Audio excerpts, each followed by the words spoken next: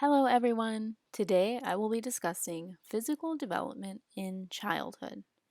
Our first concept is gross motor skills. These are the skills that require movement of our large muscles.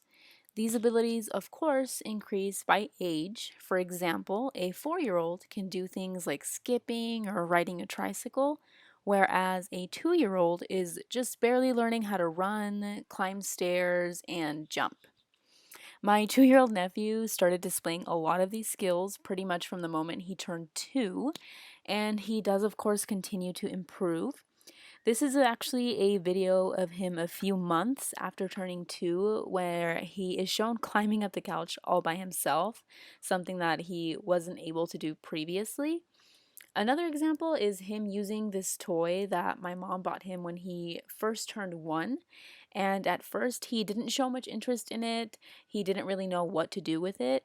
But upon turning 2, he began to jump around with it all over the house. And similarly, on his birthday, they bought him a jumper, and he was enjoying jumping in it all night. He definitely got his money's worth. And currently, he's the fastest little runner that I know. He pretty much zooms past me every single day. He's not too fond of me at the moment, so whenever he sees me, he pretty much runs the other way. Our next concept is fine motor skills. So these are actually the skills that require the movement of our smaller muscles, like our hands and our fingers. These abilities do also increase by age. One of the quotes that I read from our textbook that I really enjoyed was that drawing is an expression of what children are capable of doing. So, in the case of drawing, a 2-year-old begins to scribble random lines on a page that don't really look like much to us. But a 3 to 4-year-old is able to draw things with a little bit more detail, so they begin to look more like actual shapes or figures. I have a notebook that I let my niece and my nephew borrow whenever they want to draw. For whatever reason, whenever they come into my room, they just associate that with drawing. I think it's just because they know that I like to draw, and I have like paintings all over my room. So my nephew, who's 2 years old, loves to just scribble all throughout the pages as shown here. Again, they don't really look like much, but that's just what he enjoys doing.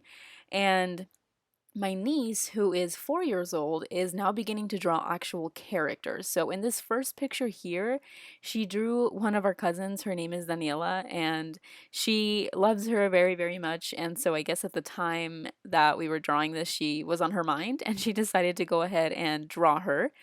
In this next picture, she described it as a mom, and I'm not sure if it was her mom or just a random mom, but that's just what she said it was. You, ¿quién es? Esa es a mamá. Mamá? Yes. Oh. And the one next to it is actually the baby, which is a little bit concerning, but I guess that's what she thinks a baby looks like. And then this picture here is actually the most recent, and she described this as a group of friends in a house, which I thought was really adorable. Our last concept is the influence of socioeconomic status on physical development. And socioeconomic status is a major influencer in physical development because of the access that it allows parents and children to have. So, someone with a higher socioeconomic status may have the ability to take classes that help with their physical development.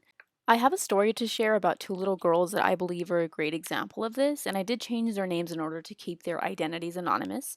So, Lena and Aurora are 2 sisters that are 5 and 4 years old, and their mother is a woman who is unfortunately addicted to drugs and therefore lives a pretty unstable life. When Lena was 2, her father took full custody from her mom and she moved in with him. And while he was at work, Lena was left with a family who took her in as their own. They would take her to museums, playgrounds, and botanical gardens. And as the years passed, Lena grew to be a very intelligent little girl. She could speak fluent English and Spanish, and she rode her bike every single day. When Lena was 3, Aurora was born, and their mother had full custody of her. They didn't have a stable home and would just crash at different friends' houses every single night, and so Aurora was not given nearly the same attention as Lena was growing up. When Aurora was 4, their father got custody of her as well, and when she first arrived, it was very apparent how different the two little girls' lives had been. Aurora was not nearly on the same level of development that Lena had been at that age, but after a few months, her language improved immensely. She was running around and climbing trees, and she continued to improve every single day. So, this story goes to show how much of an influence socioeconomic status has on development.